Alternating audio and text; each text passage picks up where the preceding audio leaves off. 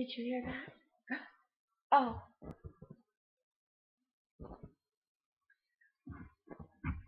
fear, fear. Something that causes us to doubt. Something that scares us. Yes, fear. You know, I already admitted in one of my videos that I have a fear of heights. There are really just 6 basic fears, and those are poverty, criticism, ill health, loss of love, old age, and death. Now, that comes from Think and Grow Rich, Napoleon Hill. These fears put doubt into us. We fear poverty, so we're constantly worried about it. We don't want to be poor, but we have to act against it. You can't just stand by and wait and see what happens.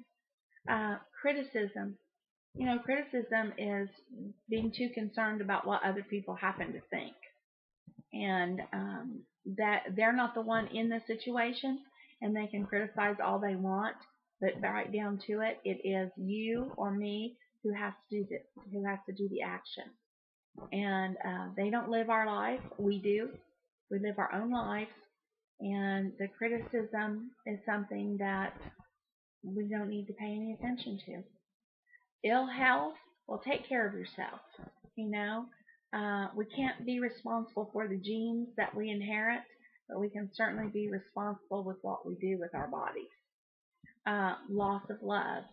Now that can come from the death of a loved one, can come through losing touch with them, losing that contact on a daily basis. It might be through divorce, and that is a very difficult thing to deal with. And it does hurt, but we can't live in fear of that happening.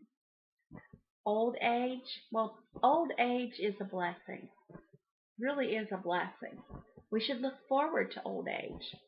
We want to be healthy. We're not going to fear ill health. We're going to be healthy. We're going to live to a ripe old age.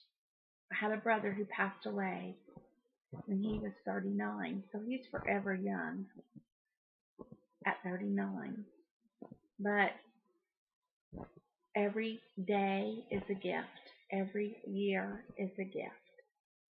And we can live a long life and be happy about it. When it's our time to go, it's our time to go. And your faith in God is something that will help you deal with that specific fear, as it will with death. Sometimes we fear death because we don't know what's on the other side. Again, that is something that you need to deal with your faith in God. So, faith, fear, and failures. The 6 fears can bring on failure because it's indecision. They cause indecision, and it feeds our fear, and then that brings on our doubt. We doubt the decisions that we make, and it almost brings on a distrust of other people too. So it's this state of mind. But you know what? Success can be a state of mind. We want to be able to act on our beliefs. When we have faith in what we are doing and what we believe, we act on that faith. And that action counteracts the fear of failure. It counteracts failure because we believe in what we are doing. If you develop that burning desire, then you're going to work for it. And you do this through auto-suggestion. I strongly urge you to read this book, Think and Grow Rich by Napoleon Hill. You desire something, you keep thinking about it, you think about it every day, and you work toward it. Now, if you decide what it is that your goal is. You know what it is you want, and you continue to work on that. You know it. You can say it, put it into a phrase, a sentence, a paragraph, and then spend some time every day thinking about that. What it is what your goal is, and how you're going to accomplish it, and then take 10 minutes a day to build self-confidence in yourself. You tell yourself that you're self-confident. You tell yourself that you're going to be successful. That's called auto-suggestion. Again, all of this comes from this wonderful book by Napoleon Hill. You want to write down your goals. If they're written down, it's like a commitment. You know, like you tell somebody, oh, I'm going to pay you some money I owe you. Oh, yes, I'm going to pay you. Sure, I'm going to pay you. But until you open up that wallet or you write out the check, it's not a concrete thing. So write down the goals. Write them down. Now, goals should be SMART goals. They should be specific. They should be measurable, how you know that you have reached your goal.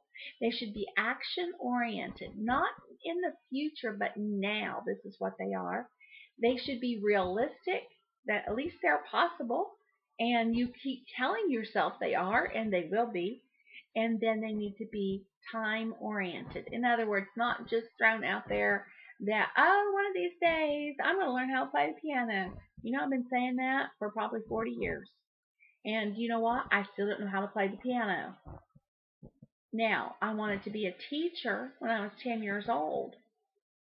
And I became a teacher. I went to college. I graduated. I had a teaching certificate, and I had a teaching job.